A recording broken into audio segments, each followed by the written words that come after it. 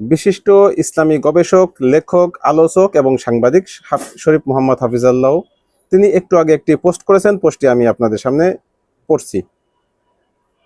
আপনারা জুলাই সনদ, গণভোট, নমিনেশন, নির্বাচনী তৈয়ার এসব নিয়ে মহা কেওয়াজে আছেন। আরে ভাই, কাগজের চেয়ে ময়দানের পরিস্থিতির দিকে খেয়ালটা বেশি রাখেন।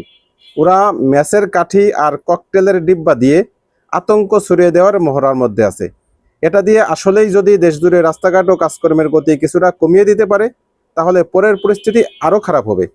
এখন হয়তো অনেক কিছুই গুরুত্বপূর্ণ মনে হচ্ছে না, কিন্তু পরিস্থিতির মধ্যে থমথমে ভাব চলে এলে পরে আর আপনাদের নিয়ন্ত্রণ থাকবে না। লোকজন ভয়েই তাদের দুষ্টেমির কর্মসূচি মেনে নেবে। তখন সব পক্ষ হুঁশে আসেন। সময় থাকতে সব পক্ষ হুঁশে আসেন। কাগজের ফরদি থেকে বের হয়ে ময়দানের লড়াই উতরাইকে গুরুত্ব দেন।